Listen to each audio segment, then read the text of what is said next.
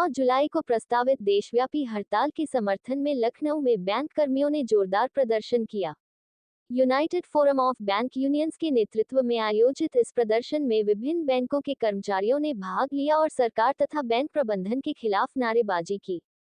कर्मचारियों ने आगामी हड़ताल की सफलता सुनिश्चित करने का संकल्प लिया और अपने अधिकारों के लिए एकजुटता दिखाई। हड़ताल है, का जिम्मेदार कौन है? सरकार है। सरकार जो है बंद करो, बंद करो, ठेका प्रथा बंद करो, बंद करो, बंद करो। मिनिमम वेजेस देनी होगी, देनी होगी, देनी होगी। मिनिमम वेजेस देनी होगी।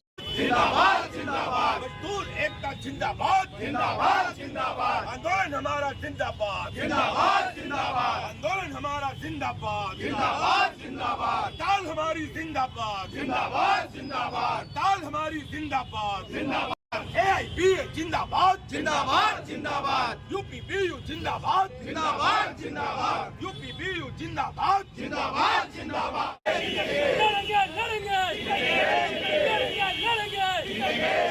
कल भी हम लड़ेंगे, आज भी हम लड़ेंगे, कल भी हम लड़ेंगे, आज भी हम लड़ेंगे, कल भी हम जीतेंगे, आज भी हम जीतेंगे, कल भी हम जीतेंगे, आज भी हम जीतेंगे। Sir, UP bank employees union तथा AIBA द्वारा 9 जुलाई को राष्ट्रव्यापी बैंक हड़ताल का आह्वान किया गया। क्या वजह है उसकी और कितना बड़ा इम्पैक्ट होगा? देखिए, ये सिर्फ बैंक की हड़ताल नहीं है, ये सारी सेंट्रल ट्रेड यूनियनें, बहुत सी इंडिपेंडेंट यूनियनें, फेडरेशनें, अगर आप पूरी संख्या जोड़े तो लगभग 20 करोड़ मजदूर कल हड़ताल पर रहेगा। हमारी सेंट्रल यूनियन की जो 17 सूत्रीय मांगे हैं, हम उनका समर्थन कर रहे हैं, जिसमें मिनिमम वेजेज है, 4 जो लेबर कोड बनाए जा रहे हैं पुराने कानूनों को खत्म करके, हम उनका विरोध कर रहे हैं कि वो रद्द की जाए। इसी तरह हमारी 17 सूत्रीय मांगे हम आपको पूरी विज्ञप्ति दे देंगे। साथ में बैंक कर्मचारियों की अपनी मांगे जो है वो उसमें इंक्लूडेड है। हम बैंकों की स्थिति को डाइल्यूट कर रहे हैं, बैंकों के निजीकरण का खुला विरोध कर रहे हैं। हम बैंकों का निजीकरण नहीं होने देंगे।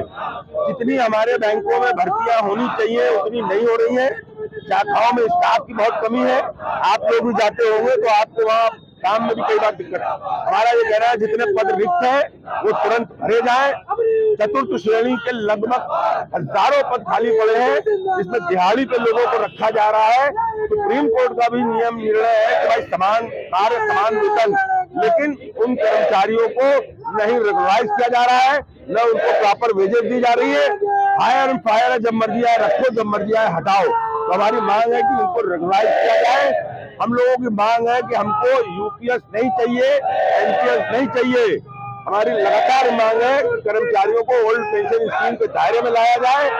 हमारी मांग है कि मिनिमम वेजेस सबको दी जाए। हम आउटसोर्सिंग जो हो रही है उसका विरोध कर रहे हैं कि जब परमानेंट रिक्तियां है तो आप उस पर नौकरी दीजिए लोगों को, आउटसोर्सिंग क्यों करना? सरकार और बैंकर ये चाहता है कि सारा काम प्राइवेट एजेंसियों को दिया जाए। हालांकि फाइनेंशियल सेक्टर में ये रिस्की है, इसकी वजह से बहुत गड़बड़ियां हो रही है। तो हमारी ये मांग है कि रिक्तियां भरी जाए, आउटसोर्सिंग बंद की जाए। जितने हमारे और पेंडिंग इश्यूज, रिजल इश्यूज हैं, जो हमारी वार्ता के दौरान उनको आश्वासन भी दिया गया, उससे बातचीत होती है। हमने पीछे हड़ताल की कॉल दी थी, तो सहायक चीफ लेबर कमिश्नर के इंटरवेंशन से वो हड़ताल वापस की गई।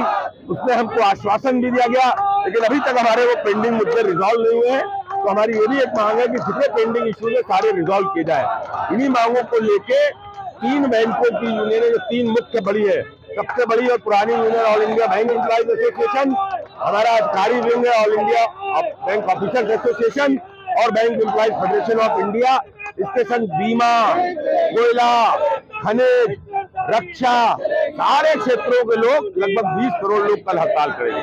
कल हमारा संयुक्त प्रदर्शन इंडियन बैंक हजरतगंज ब्रांच पे 11:30 बजे होगा। तो मेरे सारे हमारे साथी अपनी अपनी बैंकों में हड़ताल और गेट मीटिंग करेंगे और इकट्ठे हम होंगे 11:30 बजे वहां, जहां पे हमारी संयुक्त सभा होगी।